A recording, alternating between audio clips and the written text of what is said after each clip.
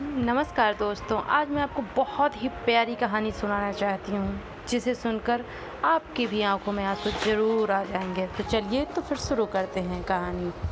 बहन की शादी को 12 साल हो चुके थे। उसका ससुराल पड़ोस के गांव में था, लेकिन मैं अब तक कभी उसके घर नहीं गया था। लेकिन वह कभी कभार सबसे मिलने घर आती थी। एक दिन मेरी पत्नी ने मुझसे कहा कि तुम्हारी बहन जब भी आती है तो उसके बच्चे पूरे घर पर कब्जा कर लेते हैं और बहुत परेशान करते हैं। पूरे घर में सामान फैला देते हैं। खर्चा तो दोगुना बढ़ जाता है। तुम्हारी माँ तो चोरी चुपके से उसे साबुन, वॉशिंग पाउडर, चावल और दाल ये सब चीज़ें देती रहती है। यह सब सुनकर मुझे बहुत गुस्सा आया। मैं मुश्किल से घर का खर्चा चला पाता हूँ और मेरी माँ मेरी बहन को सब कुछ दे देती है।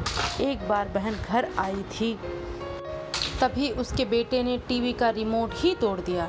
मुझे गुस्सा आ गया और मैंने अपनी माँ से कहा कि दीदी को ऐसे बार बार घर नहीं आना चाहिए, बस दिवाली पर ही आया करें, और जो तुम झोला भर के सामान देती हो वह भी बंद कर दो। माँ ने कुछ नहीं कहा, पर बहन ने सब सुन लिया था, लेकिन वह भी कुछ नहीं बोली। 4 बज चुके थे। उसने अपने बेटों को तैयार किया और कहा, भाभी मुझे बस स्टॉप तक छोड़ दो।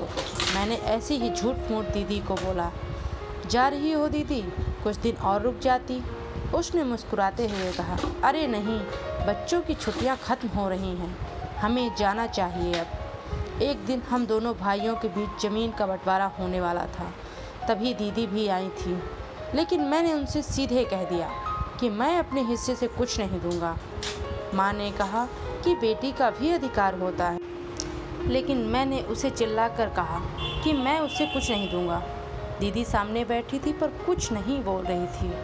अलग होने के कुछ दिनों बाद मेरे बड़े बेटे को टीबी की बीमारी हो गई। मेरे पास उसके इलाज के लिए बिल्कुल पैसे नहीं थे। मैं बहुत तनाव में था। ऐसे ही एक दिन मेरी बहन घर आई और मेरे पास बैठ गई। उसने अपना हाथ मेरे सिर पर फेरा और कहा कि तुम तनाव में हो क्या? मैं तुम्हारी बड़ी बहन हूँ। मैंने तुम्हें बचपन से पाला है, तुम्हें जानती हूँ मैं, और तुम मुझसे भी ज़्यादा बड़े दिखते हो। उसने अपने हाथों से सोने की चूड़ियाँ निकाली और मेरे हाथों में दे दी। उसने कहा, तुम पागल हो, तुम ऐसे ही टेंशन ले रहे हो। यह चूड़ियाँ लो और अपने बच्चे का इलाज करो। वह धीरे से बोली, चूड़ी के बारे में किसी को मत बताना, तुम्हें मेरी कसम है। उसने फिर से अपना हाथ मेरे सिर पर फेर दिया। उसने मुझे 1000 रुपये दिए और उसमें 50 और 100 के नोट थे। शायद उसने बचत करके जमा किए होंगे। यह पैसे जब जेब में रखते हुए बोली कि बच्चों को जो चाहिए ले लो और इस तरह टेंशन मत बैठो। चलो मुझे अभी जाना है।